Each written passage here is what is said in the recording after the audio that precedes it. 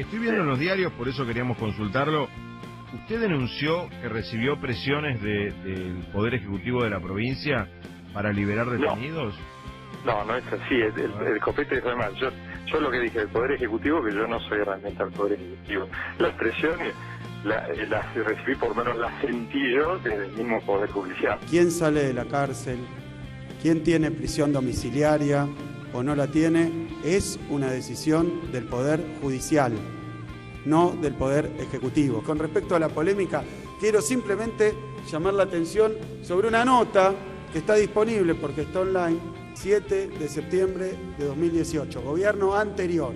El gobierno de la provincia de Buenos Aires, no este, quiere darle prisión domiciliaria a casi 1.500 presos porque no hay lugar en las cárceles. Una de las principales organizaciones de derechos humanos de los Estados Unidos, la Unión Americana por las Libertades Civiles, ACLU por sus siglas en inglés, advierte que si no se atiende de manera urgente la cuestión en las unidades penales por la pandemia del coronavirus, la cifra de víctimas en el país del norte ascendería a 200.000 muertos. Y lo que nosotros no podemos es dejarnos llevar por la ansiedad de algunos y tirar por la borda todo el esfuerzo.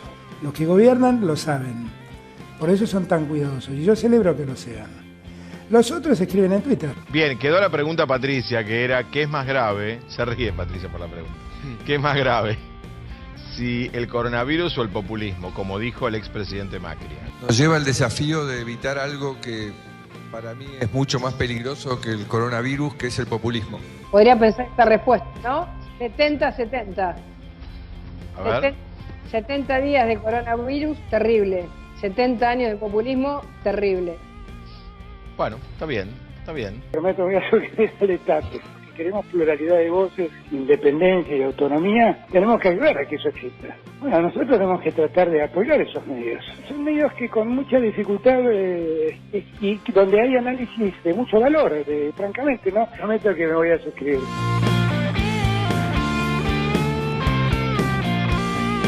Buenas tardes a todas y a todos, bienvenidos a una nueva edición de Altadata, el lugar donde te enterás todo lo que pasa en un toque. Clarísima operación de Clarín para tratar de echar nafta al fuego sobre el tema de las prisiones domiciliarias para aquellos presos en grupos de riesgo por la pandemia del coronavirus. Tuvo que salir el mismo juez al que le inventaron una declaración y también el gobernador de la provincia de Buenos Aires, Axel Kicillof. Te lo vamos a mostrar acá hoy en Altadata.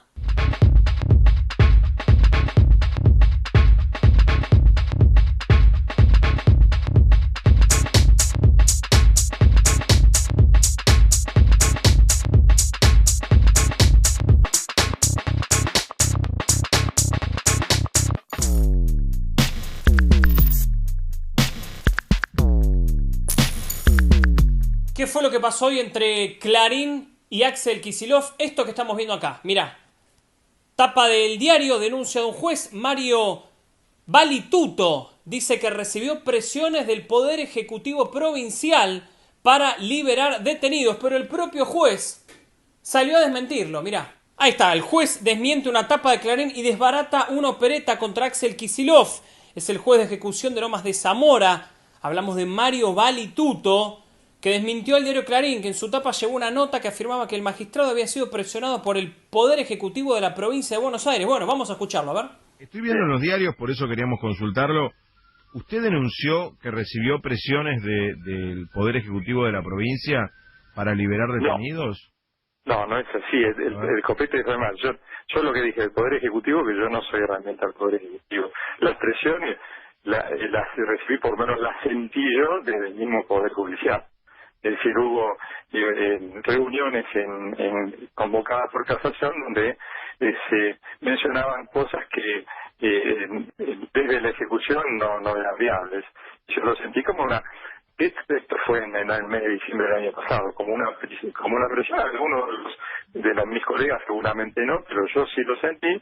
Y no le di mucha importancia porque en realidad, bueno, es una opinión de un juez de casación respecto de cómo tenemos que actuar para resolver alguna cosa, pero es una opinión nada más. Ahora, cuando me encuentro con la resolución esta bendita resolución que dio lugar a todo este maremándum de cuestiones, bueno, ahí sí, esa presión sí la siento y a esa presión le opongo mi resistencia. Yo no me encuentro con una resolución que lo he explicado ya varias veces, pero bueno, vale la pena explicarlo nuevamente. Luego de estas declaraciones del juez, el que salió a hablar es Axel Kicillof, el gobernador de la provincia de Buenos Aires. Para aclarar, ante tanta campaña mediática de redes, lo voy a aclarar porque me parece que, aunque es obvio, vale la pena hacerlo. ¿Quién va a la cárcel? ¿Quién sale de la cárcel? ¿Quién tiene prisión domiciliaria o no la tiene? Es una decisión del Poder Judicial, no del Poder Ejecutivo.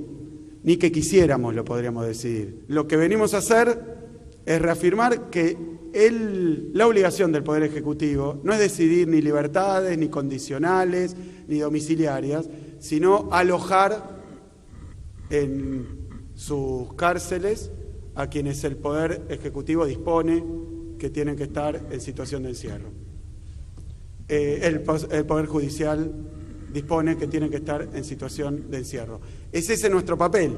Entonces, quiero recordar que cuando iniciamos nuestro gobierno, recibimos una situación penitenciaria de emergencia, declarada por el gobierno anterior.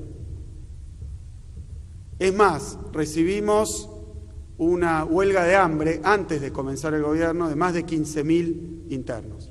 ¿Por qué? Porque en el gobierno anterior había una deuda y no se pagaba el alimento, los medicamentos. Esa es la situación con la que nos encontramos y esa situación nos abocamos a resolver y fue resuelta muy rápidamente.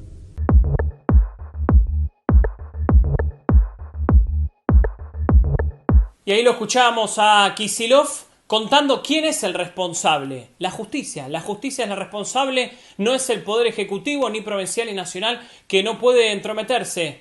Idea básica de la democracia, la independencia de los tres poderes. También Kicillof confirmó que se van a construir nuevas unidades carcelarias. Y hoy podemos anunciar que en los próximos meses vamos a estar inaugurando 1.350 nuevas plazas en el servicio penitenciario bonaerense.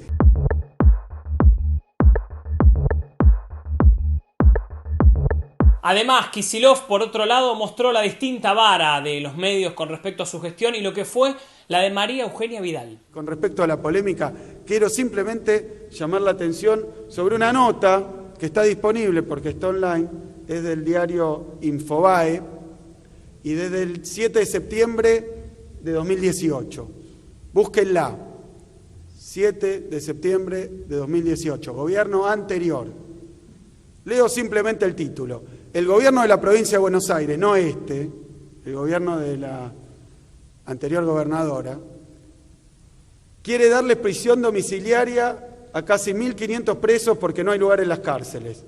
El Ministerio de Justicia bonaerense, no este ministro, Ferraris, el ministro anterior, recomendará a la justicia que una gran cantidad de detenidos reciba ese beneficio debido a la sobrepoblación que se registra en los penales. En aquel momento, leyendo la nota, ustedes pueden ver, había 41.000 internos. En 2019, concluye el gobierno, ya había 49.000 internos. Las fuentes que cita hacían alusión a este plan, son 1.400 y pico de presos que quería liberar el Ministerio de Justicia anterior por recomendación de los organismos de derechos humanos y por las condiciones de sobrepoblación de las cárceles. Vayan a verlo. Si quieren encontrar un poder ejecutivo públicamente tomando esta decisión, pueden empezar por buscar al Ministerio de Justicia pasado, no a este.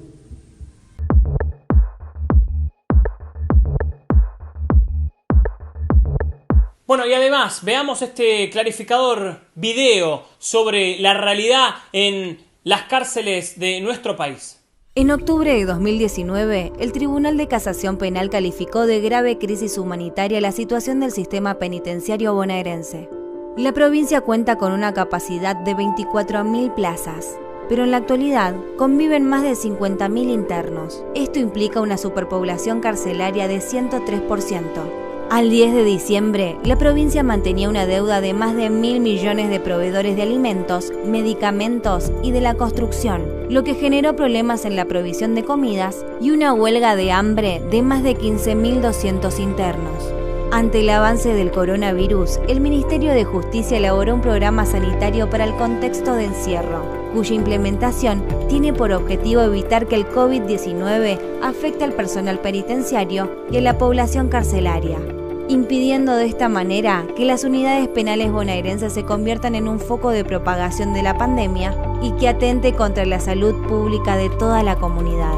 Para afrontar la crisis, el gobierno de la provincia de Buenos Aires impulsa un plan de ampliación de infraestructura penitenciaria. Entre junio y noviembre se finalizarán 1.350 nuevas plazas, el equivalente a casi 3 nuevas unidades penitenciarias.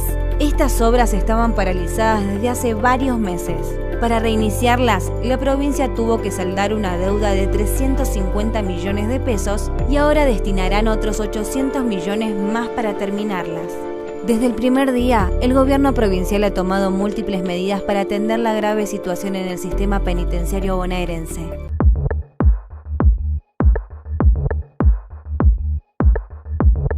Vemos fake news todos los días, pero fake news graves, que generan ruido en la población, desestabilizantes para el gobierno nacional.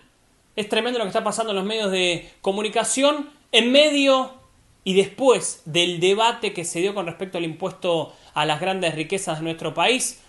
Había una supuesta unidad entre todos los medios, salieron todos con las mismas tapas, viralicemos la responsabilidad, decían. Alberto Fernández los convocó al comienzo de la cuarentena a los dueños de los medios más grandes de nuestro país. Así respondieron Clarín, La Nación, América. Así nos respondieron a todos en medio de esta crisis por la pandemia. Por eso te decimos que te suscribas acá, al Destape, para que estés con nosotros. Basta de fake news y basta de este tipo de terremotos y terrorismo comunicacional. En este contexto, en medio de este tipo de tapas, de este tipo de noticias, de falsas noticias, la justicia actuó de esta manera. La Corte Suprema Bonaerense finalmente suspendió el fallo de casación sobre las prisiones domiciliarias para los presos. Ahí estamos viendo este fallo de la Corte Suprema Bonaerense.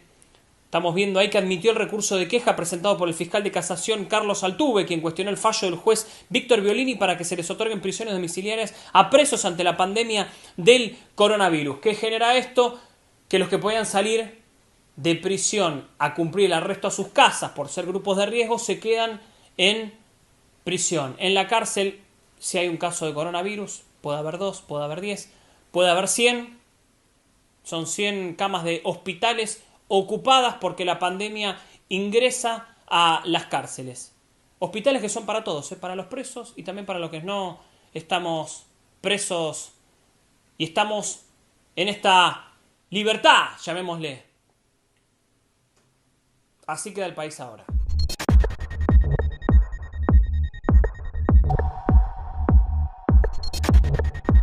El problema y el debate sobre las cárceles no es local, no es argentino, sucede en todo el mundo. En Estados Unidos, por ejemplo, ya proyectan miles de muertes por no atender la situación en las cárceles. Es un problema mundial, te lo mostrábamos hace días acá en Altadata cómo se dio este debate en cada país del supuesto primer mundo, de los países desarrollados, no desarrollados, en vías de desarrollo. En todos lados se dio este debate, en todos lados hubo prisiones domiciliarias para muchos presos. Hay que despoblar las cárceles para que el coronavirus no colapse el sistema sanitario. Una de las principales organizaciones de derechos humanos de los Estados Unidos, la Unión Americana por las Libertades Civiles, ACLU por sus siglas en inglés, advierte que si no se atiende de manera urgente la cuestión en las unidades penales por la pandemia del coronavirus, la cifra de víctimas en el país del norte ascendería a 200.000 muertos. Es decir, se duplicaría la proyección del gobierno que había estimado en 100.000 los fallecidos por el COVID-19. En la actualidad, según registró ACLU, hay más de 20.000 contagiados intramuros y 277 fallecidos. En proporción con las cifras que tiene Estados Unidos, 1,2 millón de contagiados y casi 70.000 fallecidos, son un porcentaje bajo, pero por ahora ellos advierten que esto es la punta de un iceberg. ¿Por qué? Ellos explican, por ejemplo, que este aumento, esta duplicación de casos, estos nuevos 100.000 casos, serían no todos intramuros, sino que 23.000, 24.000 personas serían las que estén dentro del sistema penitenciario, pero habría otras 76.000 por fuera. ¿Por qué? Porque lo que ellos marcan es que la gente que entra y sale del servicio penitenciario, sean los propios agentes, médicos, psicólogos, bueno, van trasladando el COVID por la comunidad. ¿Y por qué nos basamos en el caso de Estados Unidos? Básicamente porque podría utilizarse de espejo con respecto a lo que es la situación aquí. Referentes de distintas organizaciones que siguen lo que pasa en las cárceles nos explicaban que tranquilamente puede proyectarse lo que sucede allí, aquí, a la Argentina. La sobrepoblación, el hacinamiento, la falta de higiene, el distanciamiento social es prácticamente imposible de aplicar también en las cárceles argentinas. Hoy aquí no hay una expansión alarmante. Los casos son bajos, pero lo que sí hay que tener presente es que hay alrededor de 90.000 a 100.000 detenidos en todo el sistema penitenciario argentino, y las camas de terapia intensiva que tiene el sistema de salud argentino son 9.600, de las cuales el 50% ya está ocupado, es decir, quedan unas 4.800 camas de terapia intensiva para afrontar lo que se viene. Si el virus entra en las cárceles, el problema puede ser realmente muy grave.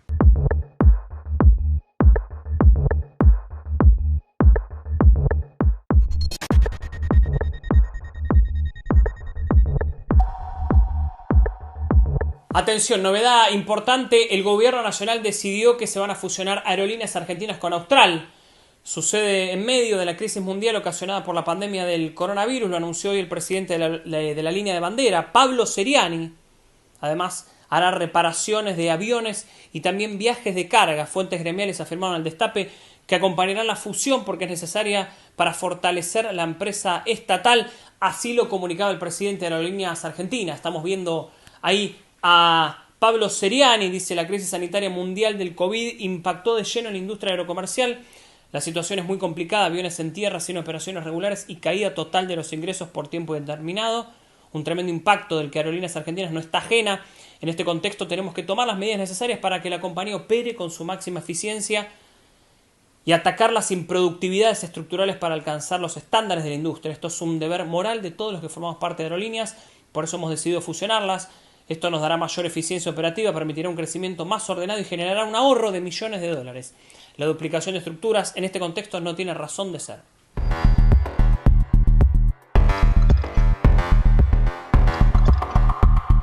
Pedro Canes, el director de la Fundación Huésped, uno de los infectólogos más importantes de nuestro país, es parte de este gabinete médico, llamémoslo de alguna manera, que asesora al gobierno Alberto Fernández en medio de la pandemia. Salió a hablar en televisión y se calentó mal contra los que están en contra de la cuarentena. Escuchalo. Dijo, la cuarentena es víctima de su propio éxito. Claro, en el siguiente sentido, yo lo comparaba un poco con el tema de las vacunas, ¿no? La gente deja de vacunarse para el sarampión porque total no hay sarampión, vuelve el sarampión. Aquí la gente dice, bueno, al final nos hicieron quedar en casa todo este tiempo y no pasó nada. No, es al revés, no pasó nada porque nos quedamos en casa todo este tiempo. A eso me refería, ¿no? De que el propio éxito de la cuarentena impidió que viviéramos escenas como las que hemos visto en otros países de la región y fuera de la región, y por lo menos hasta el momento lo ha impedido y esperemos que continúe así. Y entonces eso hace que alguna gente dude de si era necesario o no hacer esto. Simplemente con mirar cualquier canal de televisión y ver las informaciones que llegan de Estados Unidos, de Brasil, de Ecuador, de Italia, de España, bueno, creo que está claro que nosotros seguimos un camino diferente, ¿no? Hay una vieja frase que se usa en la educación que dice los que creen que la educación es cara, que prueben con la ignorancia. Yo diría que los que creen que la cuarentena es mala, que prueben con el coronavirus, con terapia intensiva y con la muerte.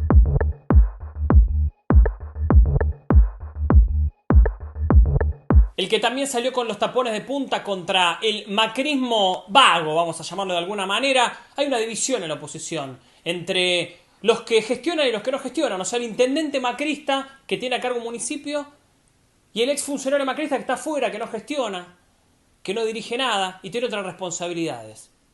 Alberto les mandó este mensaje, mirá. Y lo que nosotros no podemos es dejarnos llevar por la ansiedad de algunos y tirar por la borda todo el esfuerzo. Eso sería lo peor que nos podría pasar. El problema que tenemos acá es que no estamos manejando un gotero, donde uno dice, bueno, sobre esta copa tiro 3 gotas.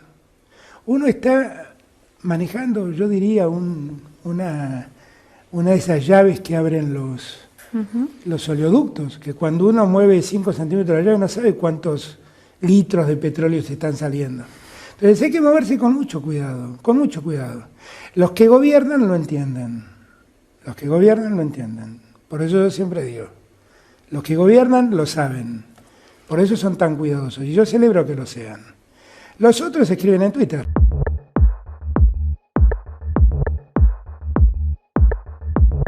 Volvemos a la provincia de Buenos Aires, donde el flamante ministro de Desarrollo de ese municipio, hablamos de Andrés Larroque, que va a suceder, que ya sucede, a María Fernanda Raberta, que es la nueva titular del ANSES. Larroque contó cómo crecieron los comedores escolares. ¿Cómo está la provincia? ¿Cómo está la situación de los alimentos, que sabemos que están trabajando mucho? Y si están por tomar alguna medida puntual en los sectores más del conurbano bonaerense, donde está la mayor cantidad de casos. Mira, Fernanda ya lo hizo, obviamente con el apoyo de Axel. Hubo una ampliación presupuestaria muy importante para lo que se sabe que es el servicio alimentario escolar, que se reconfiguró porque los comedores en las escuelas no funcionan y pasaron a ser módulos o bolsones para que la gente entienda, y hubo una ampliación de la atención, no solo en cantidad de beneficiarios, que se pasó de 1.200.000 a 1.700.000, sino también incorporando no solo el desayuno en algunos casos comunes, sino también el almuerzo. Para tenerlo en números, la inversión mensual pasó de 1.088 millones de pesos a 2.584 millones de pesos. Eso llega a 10.000 escuelas. Con lo cual, eso fue muy importante y eso lo estamos coordinando con los intendentes y ya te diría que bien dentro del contexto. Y después, la otra política importante en términos alimentarios que tiene el Ministerio es el programa tradicional de asistencia a las organizaciones y a los municipios, que también se acrecentó, que representa una inversión mensual de 1.000 millones de pesos, y del cual las compras que antes eran bimestrales pasaron a ser mensuales para poder tener más celeridad en la asistencia. Ahí estamos hablando de 3.100.000 kilos de mercadería de seco, como se dice, por mes. Y también un refuerzo en todo lo que tiene que ver con la parte de leche, donde en el trimestre se van a estar adquiriendo 1.770.000 kilos de leche en polvo, ¿no?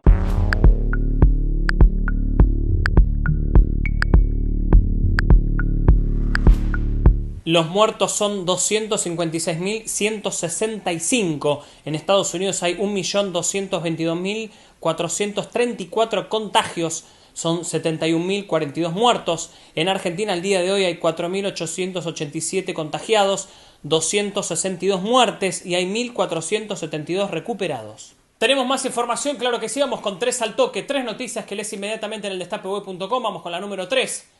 Ahí está, urgente, se perdieron más de 5 millones de entradas de cines argentinos. Durante los primeros 4 meses de este año se vendieron en total 8.635.317 entradas, un desplome interanual del 37,6% respecto del primer cuatrimestre de 2019, en el que se habían cortado 13.717.244 tickets.